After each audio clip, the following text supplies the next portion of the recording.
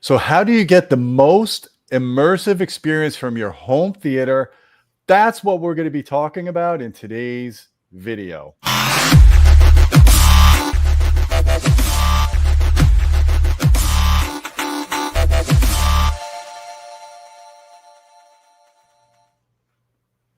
Hey folks, I'm Gene Delasella with Audioholics. We got Anthony Grimani back in the house. How you doing, Anthony? I'm in the house. Actually, I'm in my house. You're in your house. I'm doing well. Picasa. I'm doing well. Having a good summer so far. Me too, man. I just got back from the trip to the Florida Keys. I'm glad to be back. It was a beautiful time, but now we got to get busy.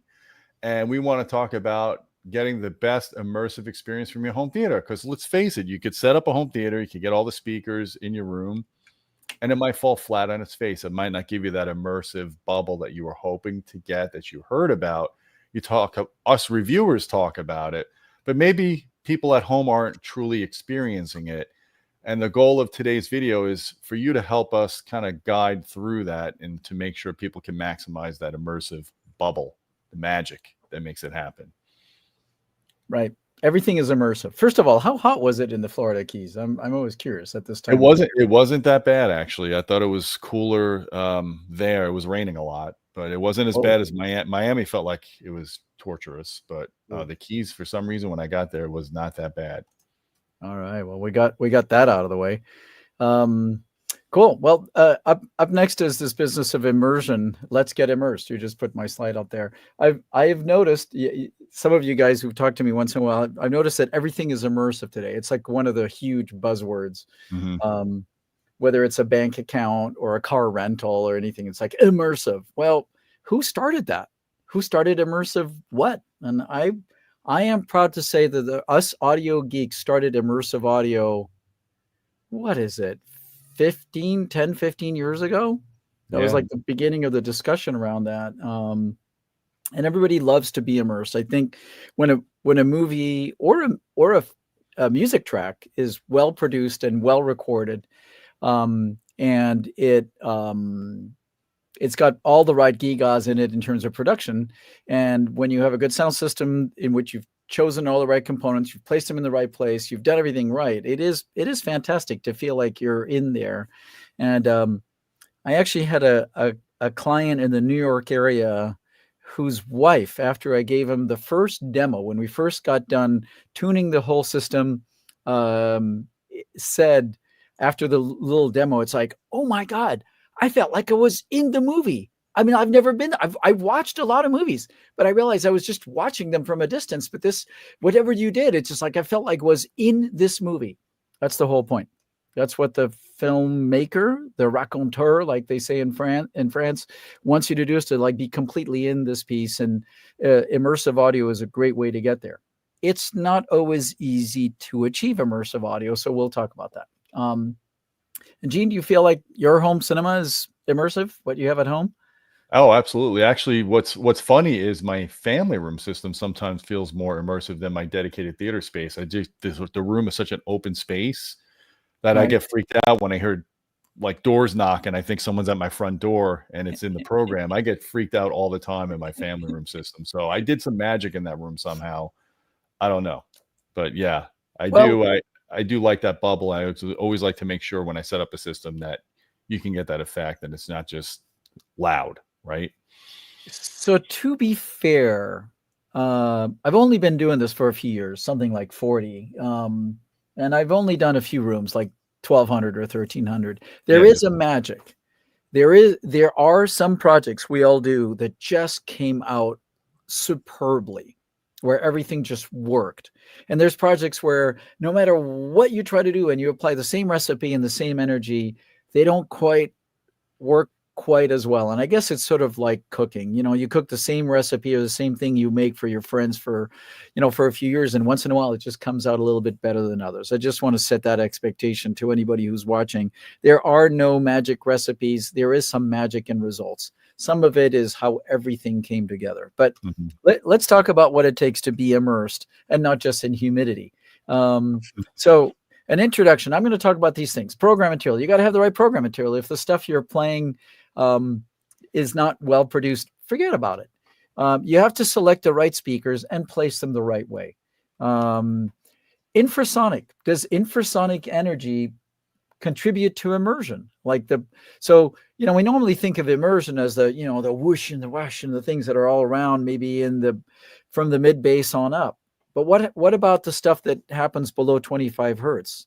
What do you think, Gene? I mean, you've got energy down to what? I forget now. We would measure that in your single digits. Yeah, single digits. And in this system up here, as well as my theater room. But yeah, it does make a huge impact for sure. And even on music, sometimes there is some really deep bass, like especially in hip hop and rap, that goes below 20 hertz. And if you have subs that can handle that, you feel the presence of those bass waves. Even if you don't always hear them, you feel the presence of them. And it absolutely adds to the tactile and just to the whole immersive experience. Yeah, it's interesting. So have you tried one of your rooms before and after, extending a full octave? Let's just say most systems play down to 25 hertz. A lot of people lie that they make it to 20. Usually 25 or 30 is where most systems go, and then they poop out. Have you had the experience of the same room you've been using, and then you add the extra low end to get that extra octave from 30 down to 15 or lower? And does it feel more immersive? So yeah, it does, but you have to be careful, because when you turn on that extra sub, it's going to raise the levels up a couple of dB, even above the infrasonic. But yeah, so I have done that comparison, and you do feel the presence more for sure. Right. That's interesting, isn't it? Interestingly enough, you brought up hip hop and music, but I want to remind you that classical music also has some amazing low frequency. There's a number of tracks I like to play in our demo room, including the Fanfare for the Common Man, that when those big timpanis, those big kettle drums go boom, boom, it's way down there. I was doing a demo for a friend customer, and he wanted to play Also Zarathustra, or whatever, the 2001 Space Odyssey theme. This particular one was by the Berlin Philharmonic, and the rumble that the double basses are playing is way down there, way down in frequency, on the edge of tonal into into vibration. And what it does in the presentation, this is a 2-channel stereo. What it does to the presentation to make you feel like you're in this concert hall is phenomenal. So I do believe that infrasonic is useful for getting more immersive. The other thing that's really important in my view, after having picked the right material, the right speakers, maybe extending the bass down to 15 hertz, maybe, or more, or lower, is to have the right type of acoustical treatments and tuning, the right number of absorbers and diffusers, place them the right way so that the speaker system stitches all nicely together and gives you that bubble. That's that bubble that Norberto, our marketing guy, put around my head to promote this. Did you see that? Look, I saw the bubble. Yeah, that was funny. Yep. And then at the end, calibration. I don't care how good your speakers are or what you've done with your program material. If you don't tune it all right so that everything works together to produce that seamless bubble, it's not going to happen. So we're going to talk about those one at a time. So first off, what does that sound and feel like? I think of immersive audio not as squirts of sound coming from speakers. You could put 12 speakers, 13 speakers around you, and you can hear them all. And in the middle of a movie, it almost gets distracting if you actually hear that speaker squirting energy at you, because your brain goes, oh, there's a thing over there. Now you're not watching in front of you. You're not watching the action. You're distracted.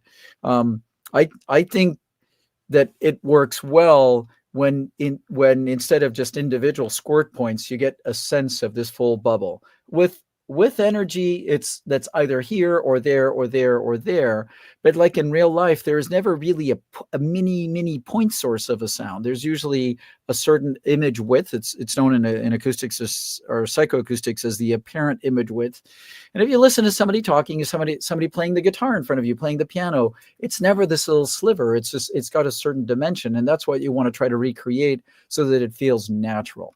So to me, when you've succeeded in immersive audio, there's the sense that there's this bubble around you, that sounds can swirl all the way around the bubble. They can travel through it, and you don't hear speakers anymore. Instead, you hear sounds panned here or there, moving here or there, but the speakers essentially disappear. Yeah.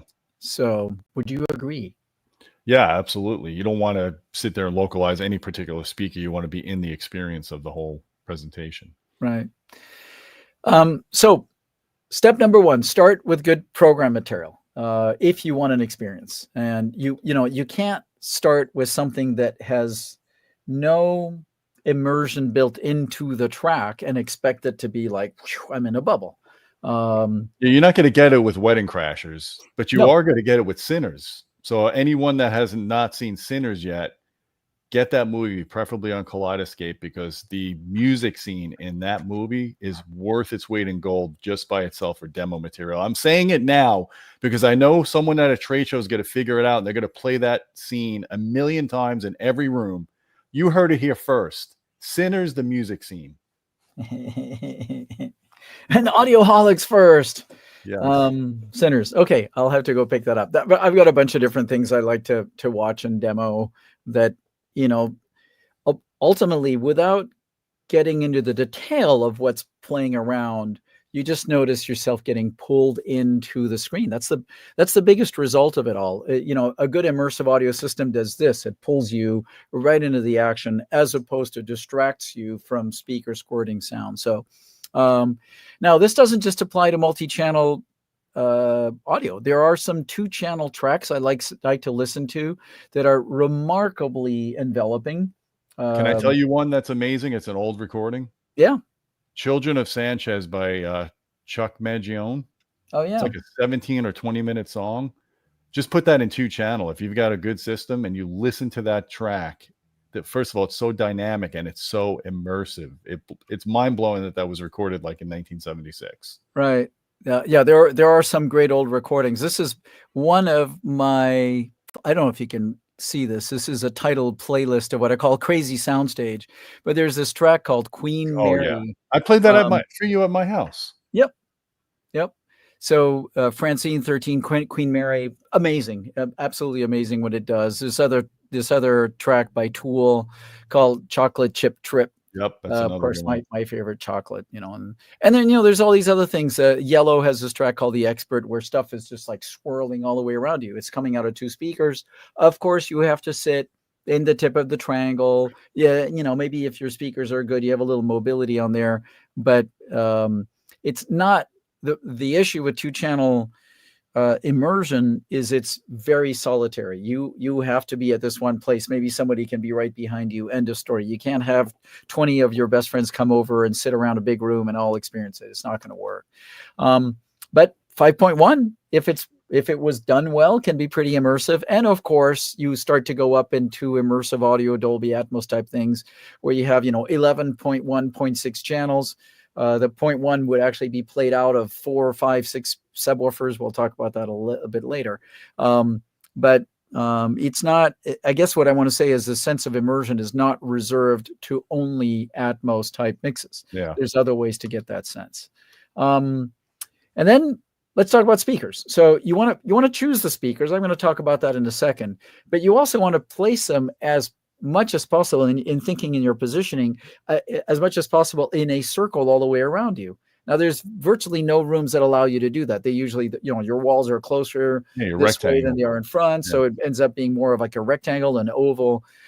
But just think that ideally, you want to be in the middle of a circle of speakers.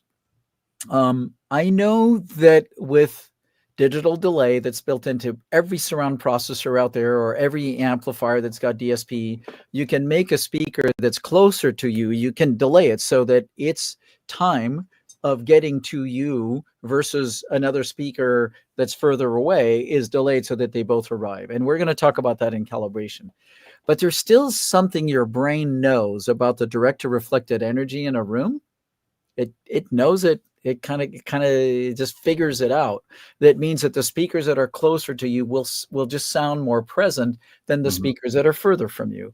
And you can tweak that out with DSP. You can dull them out. You can do things to make them not seem quite as close. But the fact is that they're closer. So when you're designing a room, try to figure out how to not making it a long hallway. I was working with a client who wanted to have a room that's 47 foot long by only 22 wide because that's all that was available in width. And I was like, well, shorten the room. It's like, I don't want to lose the 47 feet. It's like, it's going to sound like a hallway. you're not going to get immersive audio. Yeah, and that's why I don't like floor standers as sides of surround channels, because you can't get them far enough away. Yeah, it feels like they're too close. The tweeter's at ear level, and you could always localize it even when you delay it and lower the levels. Yep. You really do in the positioning. If we started to get on one of these other live streams, we talked a little bit about speaker positioning, but if we wanted to get into a conversation on speaker positioning, Gene, you and I would go at it for 2 hours. Let's have another live stream on that. But the main thing is start off with the idea that as much as possible, you're sitting in the middle of a circle of speakers that are all as much as possible equidistant from you. If you have a room that's long for its width, it's like more than 1.5 times its width, shorten the room. You can shorten it by building an actual wall, or you can shorten it by building a wall of dense absorption. So then now the room will actually be a giant bass trap, which is fantastic. So if you took that 47-foot room and cut it down to, 25 foot long to bring the speakers closer to you and, put you more in the middle of a circle of speakers, that wall could be framing with mid-density fiberglass covered by either perforated wood or fiberglass, and that acts as a giant low-frequency absorber. You'll get rid of a lot of the natural problems with bass resonances. Of course, you're condoning reducing the square footage and value of the house that way, so at least make it a storage area as well. Correct. I forgot to say that wall, that area behind is not thrown out. You put a door in it and becomes a storage, a wine cellar, a place to put your collection of vintage bicycles, whatever you're into, whatever you want to. Yeah, you don't throw that away at all. And then where do you put your seating? So a lot of people resort to putting their seating on the back wall so that you have a really big screen or whatever. They want to use the whole space. And seating on the back wall means that you're right by the back speakers. It also means there's really no room for the rear set of top speakers to be behind you. They're like right overhead. It's not quite as immersive as you're also sitting in a maximum pressure area where there's a lot of standing wave buildup. Right. Yeah. And so the bass ends up being fat rather than punchy, which may or may not have to do with a sense of immersion. I think that, ultimately proper immersion is for the purpose of feeling like, yeah, this is real. I'm in this movie. If the bass, whether you're listening to music or a movie, if the bass is thuddy and boomy, it's just not natural. So even though it may not be a question of immersion, it just doesn't sound real. So in laying out a room, try to do something that's a ratio of 1.2 to 1.3 length to width. Have a ceiling height that's enough height that your top speakers aren't like right bouncing off your head, and don't put a row of seats on the back, all the way in the back. Move things forward so you're more into the middle of the room. Preferably at least a quarter of the length of the room. Yeah. A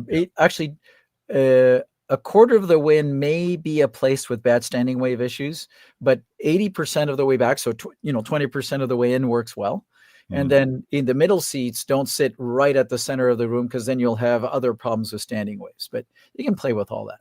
Anyway, now in the speaker side, choose how many channels you're doing. So what is the minimum? You just mentioned before, as we were getting started, you had a different number, but I feel like a minimum to approach into the world of what today's immersive audio is what I call 7.1.2, which is three fronts, 2 sides, 2 backs, 2 tops, and a subwoofer feed to at least 2 subwoofers, if not better, 4 subwoofers, so you can distribute the standing waves. Now, you had a different opinion about that. Tell me. So, okay, I love back channels, and I know you love back channels because you helped develop the EX format back in the day. So every one of my systems pretty much has back channels. But in my opinion, if you're choosing between back channels or 2 pairs of heights, I would go with the 2 pairs of heights, because you can't do true object panning with just 2 tops. You need at least 4 speakers in the ceiling to do object panning from front to back in the room. And we learned this from John Traunweiser, who was a mixer for some of the Star Wars movie soundtracks and Indiana Jones. So yeah, if you're only doing 5.1.2 or 7.1.2, you're still in the bed layer of Atmos. Right. Depending on how it was mixed, there are some versions of bed and object. But if you don't, if you have a room that's kind of short, Right. and you have to choose between back speakers and if you have back speakers right here, and then you have a rear set of top speakers, they end up being so close to each other that the angular difference is so small you can't really tell one Can't from the distinguish it. other. Yeah. And so then the decision is whether to put back channel speakers or top, what I call top two. I don't like to call it front and back, because once you have 4 sets, I don't know what's the front. I call them 1, 2, 3, 4. Right. But yeah, that's a really interesting decision as to whether to do back speakers in a small room, back speakers and only 2 tops, or no back speakers and 2 front tops and 2 back tops. And where it gets interesting is how much of the program material you're watching is actually mixed for those top channels. Right. Is there more 5.1, more 7.1, more Atmos mixes? Well, Don't and know. you lose some of that when you stream, right? If you stream from Netflix Right. or Amazon, they Right. really squash the height channels. Right. Compression. Well, they squash a lot of things. Bass especially. Yeah. So there's a lot of things that change. We should do another live stream on that too. Anyway, so a minimum is 712. Good is 9.4.4, and what those 9 channels would be is 3 fronts, 2 wides, 2 sides, 2 backs, 4 subwoofers, and 4 top speakers. Now you're talking about something that takes a room that's at least, what do you say, 22 to 25 foot long to be able to even fit all that stuff. And then in big rooms, if you can get to 30 or 32 feet long, what the hell, go for 11 channels on the bottom layers, where you actually have 2 sets of sides. So 3 front speakers, 2 wide channels, two sets of side channels, 2 backs, and make sure you have a decoder that can actually separate all those objects separately, where the sides are not just what they're called an arrayed pair, but actually they're separate. And sadly, there's only like 2 processors on the market that'll allow you to do that, the Trinov and Storm, because even the Marantz will let you do it with the AV10, but it's paralleled outputs to the side, so you can't digitally. So that's delay not them. decoding. Yeah. You're sure that none of the other, more between the Trinov and Storm and the Marantz, there's other products at different layers. None of them will actually actively decode. I haven't seen any. No. The Anthem doesn't do it. Marantz, no, none of them. Yeah. Unfortunately. I sort of feel like I know of another one that does that, but I'm spacing out on that. So if anybody knows, let us know, ping it. Maybe Acurus. I don't know too much about the new Act 4. I think it's possible that the Act 4 does that. So maybe if anybody from Acurus is listening or anybody knows them, just let us know. But it's important to know that that when you're putting 2 sets of sides, it could be for 1 or 2 reasons, or both at the same time. One reason is you have 2 or 3 rows of seating, and you don't just want 1 pair of sides. You want to kind of provide the same kind of imaging for all the rows, right? And or you actually want the ability to take an object that starts. Let's see, for you, do you see this as front left? What am I pointing to right now, Gene? The left or the right? Yeah. Okay. Well, for me, it's left. Yeah. Okay. I never know if the camera is flipping it depending on the live stream system. So if you have something that's starting in left and is going down the wall, in some film mixes, it starts in left, it goes to the wide left, it goes to the first side speaker, then the next side speaker, and then to the back independently. And so it really feels like it's traveling down the wall if you have a decoder that can separate those completely. So now you have to choose whether you're going to mortgage the house for upscale surround processor or not. I'm just kidding. So, and then for larger rooms, I definitely think it's time to go to 6 subwoofers. And what I mean by that is 4, what I'm going to call mid subwoofers, 4 things that can play from, let's say, 80 or 100 hertz down to 40 hertz in the 4 corners of the room, where you're going to tune them to get rid of standing waves by one of the different methods that's out there, bass optimization of some sorts. And then 2 infrasonic subwoofers that can just be in the front or the sides, that are operating below the resonance frequency of the room, below the modal frequency as is known, in which there's no more standing waves. You just need to put them somewhere so that they grunt the room all the way down to 15 hertz. So big room, 11.6.6, go. Okay. Yeah. So in the choice of speakers, so that's the number of speakers. Then there's a choice of speakers, and like, what do you want? You want, in order to have good immersion, you want speakers that have smooth sound power to all the seats. That means the energy that they're bubbling into the room is not just squirting right at one place in front, but is covering the entire room evenly. And There's ways to find out if the speakers do that or not.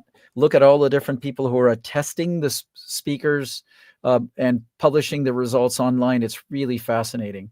So that means you want smooth direct frequency response on axis as well as off axis, all the way out to 45 or 50 degrees. You may as well want a speaker with low distortion, because if you're in the middle of listening to an immersive track and you're bathing in it, and that speaker starts to go because it's distorting, it's distracting. And then you want a speaker that can play loud enough that it's not overloading. And this is really key and very difficult to assess. All your speakers all the way around you either need to be exactly the same, which is impractical, because that means you need to have speakers that have enough horsepower to drive the front channels, and the side and back don't need nearly as much as that. They all need to be the same, so that not only their frequency character, but also their time character, how they're pushing and pulling sound waves, matches. So in the time domain, the phase response and time response needs to match. How do you get that? Now, I just want to be clear about that. When you're placing a pair of left and right speakers in front of you, they're usually identical, right? You don't use a speaker that your neighbor gave you and then a speaker that was bequeathed to you by your uncle and call that stereo, unless they happen to be the same model. That would be crazy. You follow me? It's the same speaker. Mm-hmm. Yeah. By being the same speaker, their frequency response and how they push and pull air, how they create sound waves, which is rotating in phase with frequency. They're never linear with phase. You can't. Well, I was going to say you can't make a speaker like that. You can. It's just completely stupid and crazy expensive. But you want to make sure that how they're rotating together in phase, how they rotate in phases together, so that what hits your two ears is correlated between the two speakers.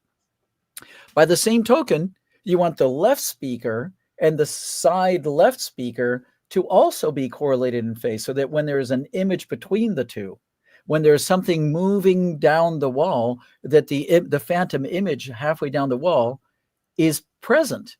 If they're uncorrelated, if the phase response is random, it's going to go from the left speaker clearly through fuzzy back to the side speaker clearly. And now what's happened to your immersion? It's broken, because now you have a point squirt here, you have another point squirt there that would clear, and in between the two it got fuzzy. So your brain's like, oh, speaker, and you keep on going down. Side speaker to back speaker, you want them to have the same frequency response and the same time response. How do you figure that out? Gene, tell me, how would you figure that out? Well, I mean, you were at my house and you were doing this. You were checking channel pairs. You were checking in groupings. Right. And you were looking for a monotest between the two. And where do you get that center image, right, to project? And then you adjust the delays. So right. The physical distance isn't always the correct distance, right, when you're setting your speaker delays. So there's two things you can adjust to get, well, there's level delay. Three ways to do this. One is use the same speakers all the way around, or use speakers that the manufacturer said, not just we use the same tweeter, that's not enough, but in which they say the frequency and time response, the impulse response of these speakers is identical, even though there's big ones and short ones. And there's ways to do that. It's really hard with passive crossovers. We, with our speakers, the Grimani system speakers, we take advantage of the fact that we're crossing them over actively with digital signal processing, so we can tweak this out. And so even our biggest four-way speaker has the same phase response as our smallest two-way speaker. So you can put the two side by side and produce proper phantom images. So you can choose the speaker correctly. Good idea. 2, place them in rooms so that they're, in reasonable match. 3, during calibration, you can actually adjust the time between them. And if you have access to them, you can also rotate the phase at different frequencies. So some EQ... You're talking about all pass filters. All pass filters.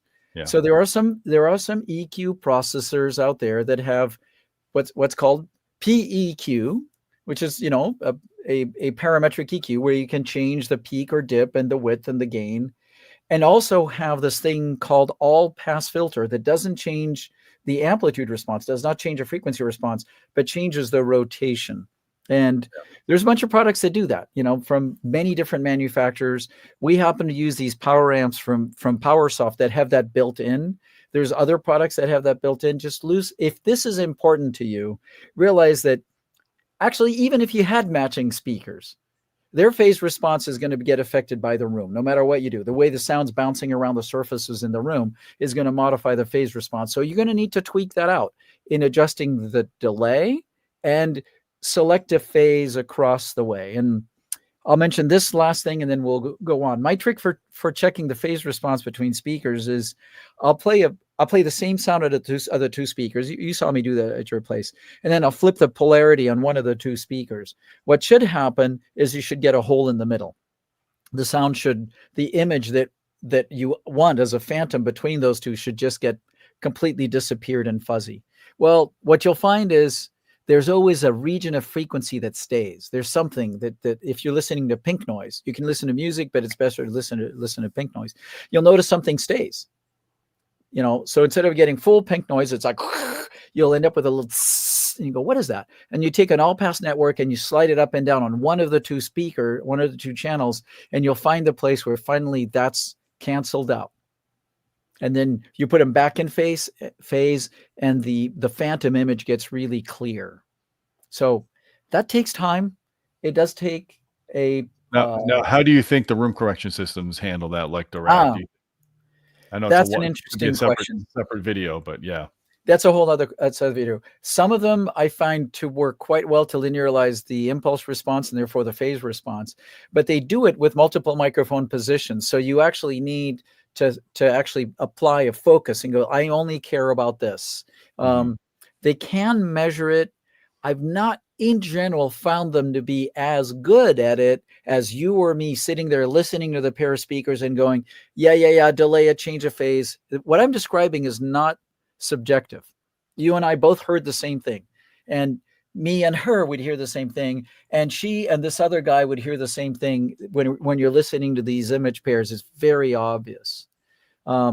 So I do think it's worth listening to if you care enough to be listening to our stuff, our rants over here. You probably care enough about doing this right. Get yourself an equalizer or a product that has the processing to do all pass network and proper delay increments in 0.1 millisecond. You'd be amazed what it does. Why am I talking about this here? Because when I go calibrate a system, I start off by making sure all the speakers work, make sure that the whole room is built to the design. And then I equalize all the speakers. I listen to them all individually, making sure that their tonal balance is all the same as you go around the room, listening to pink noise or music. And then I listen to the results like, not bad. Then I do this trick of listening in pairs to make sure that the phantom image between all of them is good, adjusting delay and phase. And then I listen again and everybody agrees. Oh my God, what did you do? Oh my God, it just sounds so much better. Last year, some of you who are listening that went to the M-Wave show, the first day when we finally opened the door after lots of delays because of just big complicated setup, I wasn't done with that process.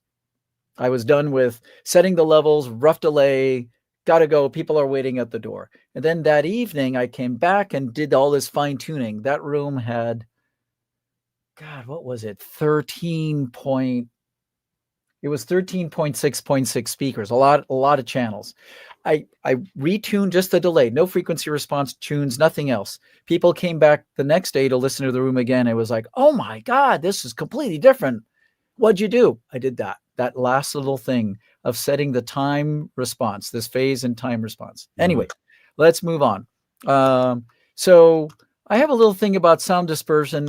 I've already shown this in other spaces in another show, but I do want to make sure that it's clear that a good speaker, one that's going to work for immersion, is one in which the dispersion at all frequencies, whether it's lows, mids, and highs, is the same. And what I just put up on the screen is a typical speaker that's going to beam at high frequency. And if it's beaming at high frequency, it's calling attention to itself. And if it's calling attention to itself, you get back to that sense that you've got squirts of sound hitting you rather than a really immersive thing. So this uneven sound in the room's not a good way to go. There's room-to-room variations and a lot of detectability of the speakers.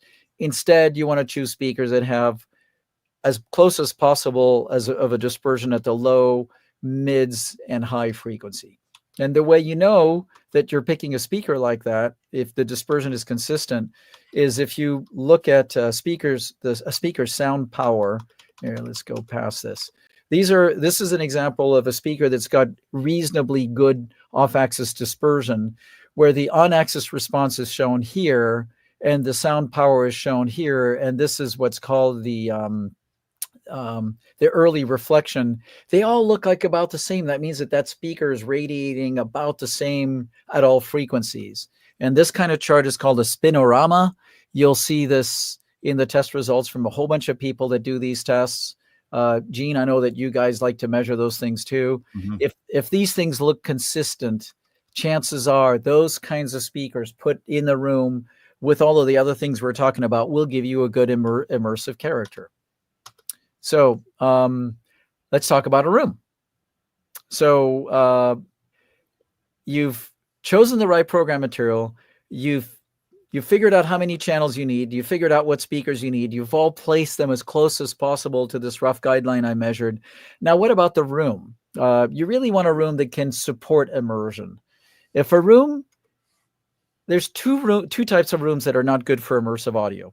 One would be a room that's totally dead, where somebody came in and put an inch of fiberglass all the way around the room because they thought that's what looked good.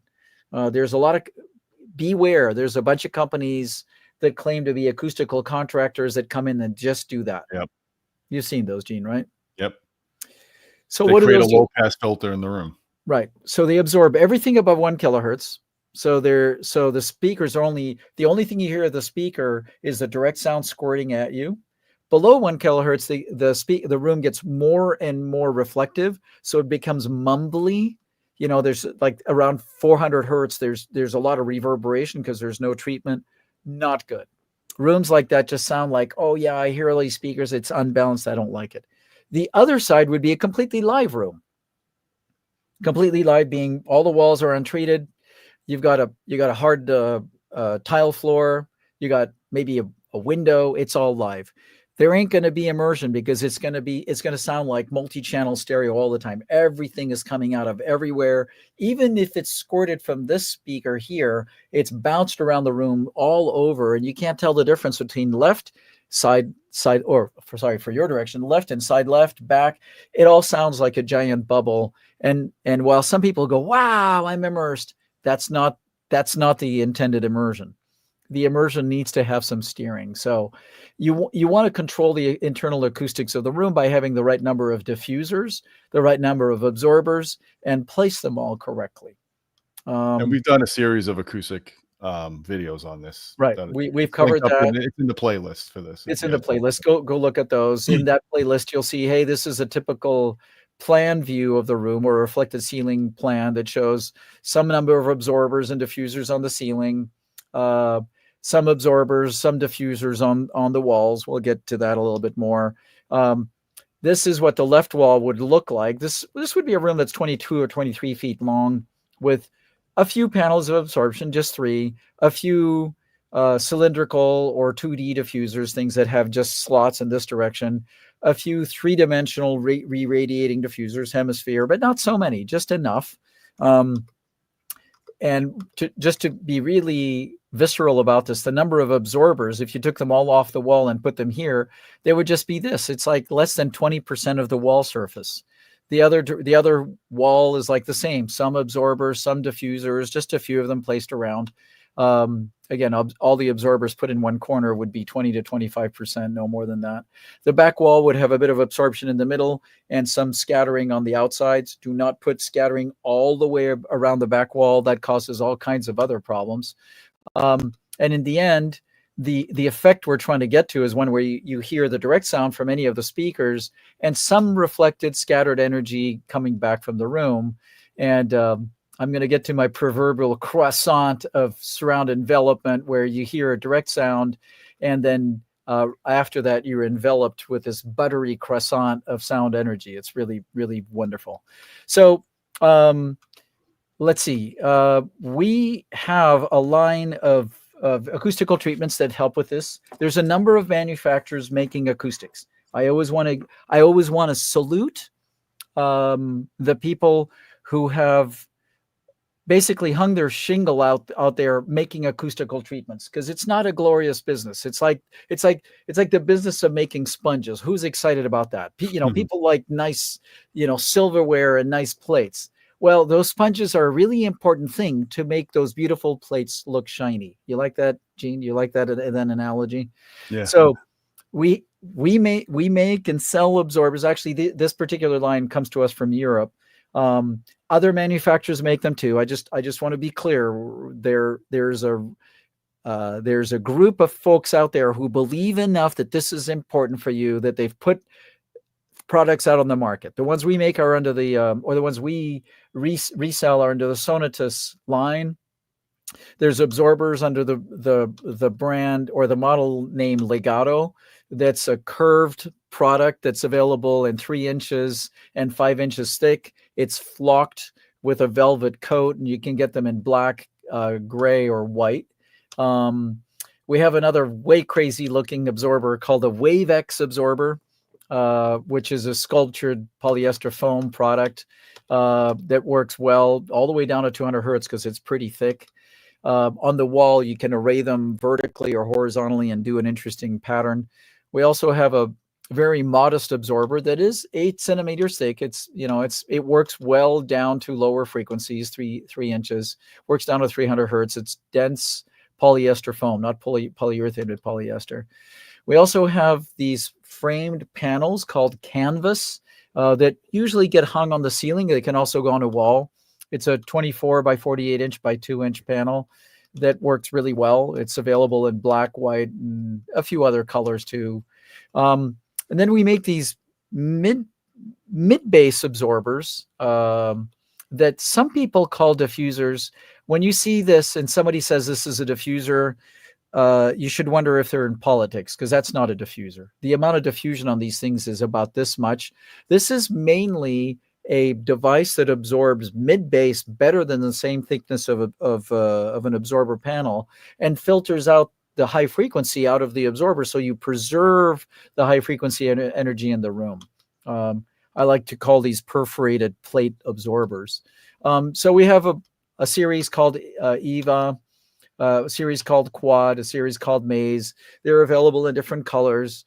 You usually want to use those on the front wall behind your front speakers to treat the mid-bass and reduce that sometimes known as the Allison dip or the boundary effects from the front wall. And let's not talk about that. We have some bass absorbers under the model number DecoTrap. There's a few different colors and styles. They usually go in the corners, down low, up high, wherever there's a strong standing wave pressure. You can see them in my room here. Hey, there we go. See, isn't that pretty? So those are a bunch of the quads. Yeah, very good. Thank you. Yeah. Thank you. And then finally, scattering and diffusion. There's no doubt that in order to get a sense of immersion, you want the right speakers, you want to place them the right way, you want to do the tuning, all these things we talked about, but you want to put some panels around the room that take the sound energy that would otherwise hit a wall and come back at you and scatter it in this like smooth fog of sound, this mist. And we got a bunch of different products. There's a product called the 4-fuser that I call a 2D diffuser. Again, what I mean by 2D is one vector of sound hits this and it gets scattered into a hemidisc, into a plane, and into a 2D plane. We also have a product called the Big Fuser, which is a 3D diffuser. The sound that hits this would get scattered back out as a hemisphere in all directions. So I like to use those more towards the back of the room and the ceiling. And I like to use these guys towards the front of the room, between the speakers and your seating position, where the energy that they're re-radiating stays in the horizontal domain. The Big Fuser is available in 2 form factors. There's this or that. They behave about the same. They're just a different look. And you can get them in black, white. Sometimes we have them in gray. I don't know if they're in stock. The Big Fuser is also available in solid oak. That thing weighs about 45 pounds. Watch out when you hang it on the wall. It's gorgeous. It's available in a few different finishes. It's a thing to use if you're going to have them in a classy room. And then we have some products that are a combination of absorption and diffusion. This thing called a 6-strip, which is essentially like a legato, the same thickness of dense polyester foam, but there are some strips that cover it that are all angled at the in the right directions to get you a re-radiation, a scattered re-radiation into the room. So that's a cool thing. If you can just put a few of them in the room, just like, I don't know, 4 or 6 of these on the left wall, 4 or 6 on the right wall, you'll hear a huge change in the sound quality and the sense of immersion. Those are available in oak, like clear oak, like this, in black. So there's that guy. All right. And then finally, we have this new product called the Archwood, which is an interesting curved panel. It's a combination of a low and mid-frequency absorber together with a curved shape that scatters the sound into the re-radiation. That's kind of cool looking, and it's available in oak or black. Put a few of those up on your side walls or your back wall, and again, without looking like a sound lab, it will help you a lot with your immersion. Here's an example of some put in the room at different orientations. So anyway, so that's what I wanted to cover. Stop presenting, stop screen. Does that work? No, yes, no. Cool. There you go. So that's what I wanted to cover, to just kind of summarize, to get in the right direction of an immersive experience, the right material, choose the right speakers, the right number of them, place them in the right locations in the room, and put your seat in the middle of all of that. Treat the room with the right amount of absorbers and diffusers. I've done, like Gene says, I've done a number of these live streams where I give some recommendations on where to put them. Just, look on the playlist, but typically covering the walls with about 15% absorption of the surface and 15% diffusion is a good guideline. And then calibrate the system, tune the frequency response to where all the speakers sound, both measure and sound like the same sound, listening to pink noise, and then tune them in pairs so that the phantom image produced by them is good. By the way, in the phantom imaging, I both check, like when I get to the back channel, I check that the side and the back produces a phantom halfway. And I also check that the front and the back produce a phantom that's somewhere here. Mm-hmm. And that's completely worth spending time on. That whole process, I would say you should plan on 2 to 3 hours of messing around with the time delay and the phase response until all the speakers produce good phantoms. You check out with the height channels as well, right? Yeah, all the way around. So the height channels, so check the front speaker and the height speaker. You want to produce an image when they're both playing. You want an image that's halfway between the two. Mm-hmm. And as you adjust and you increase or reduce the delay, you'll actually hear that image move. It's pretty uncanny. Yeah.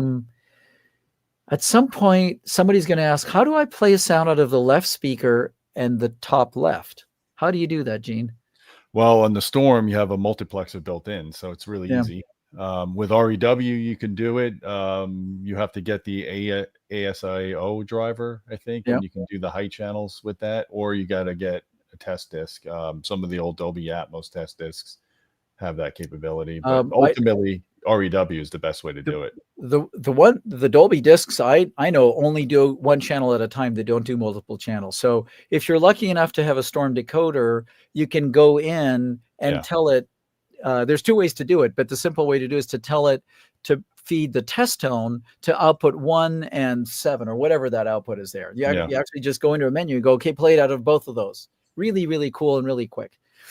But the other thing you can do is you can play 2-channel pink noise out of the left and right outputs of a decoder and swap the outputs. So you leave the left connected and you take the side left and you plug it into right.